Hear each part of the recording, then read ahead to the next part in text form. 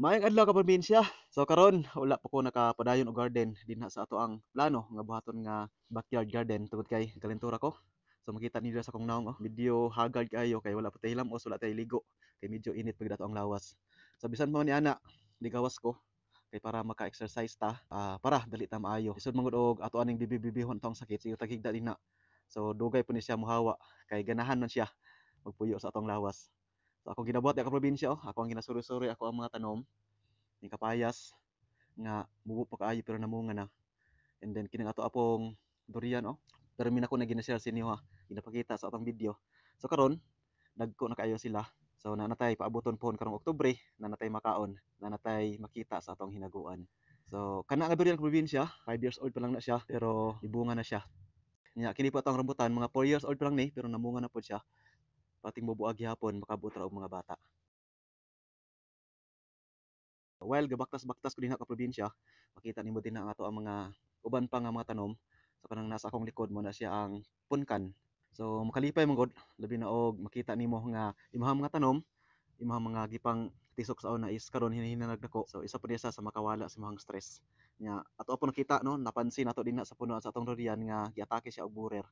Mo nang ako ang gipanitan na siya para isprihan og chemical para mamatay itong mga borer nga nasa puno sa ato ang durian. Mo pa ning nakanindot og imuhang umais dool sa imong balay ka probinsya tungod kay anytime ra nimo laagon, anytime ra nimo atuon niya perminti nimo ma-monitor kung sa tong status sa imong mga tanom kay duol ra man ka pwede ra man nimo malakaw. So isip usa ka mag-uuma importante kaayo ning ato ang mga tunob. So unsay pasabot ana ka probinsya, importante kay nato ang mga tunob or mga steps kay para makita nimo ang estado ilang status kung naabay mga sakit, naabay mga balatian nga nitakboy sa ilaha. So samar pod guna sa tao kung dili po nato gina monitor ginatan-aw ato ang panglawas. So naagay possibility nga pag-abot sa panahon is matakboy ang tagsakit. So ingana pod ang matanong ka probinsya.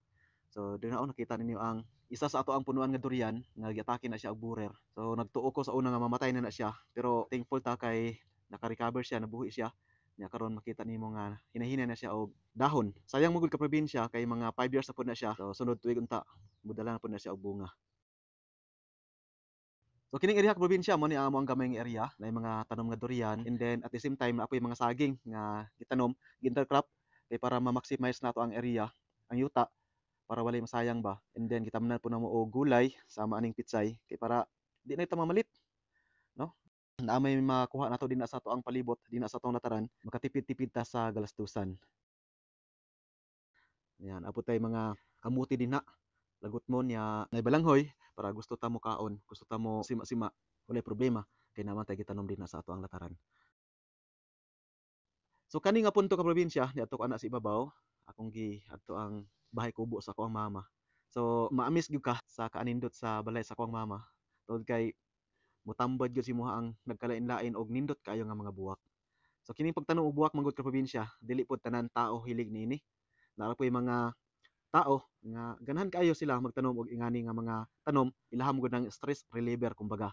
Kung naa sila mga ipangbati sa ilahang ulo dira galabad ilang ulo, ilang ginabuhat nagatanom sila og mga buwak kay para maban-ibanan ang ilahang mga kipangbati.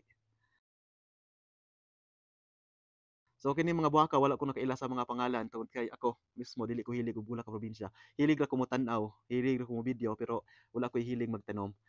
So ayan. So ayan, daghang kayong salamat ka probinsya sa inyong pagtan-aw sa atong mubo nga video. So hopefully ubanan gyapon ko ninyo sa sunod nato mga video. Ampi mo kanunay og ayad-ayad ko mga suwat.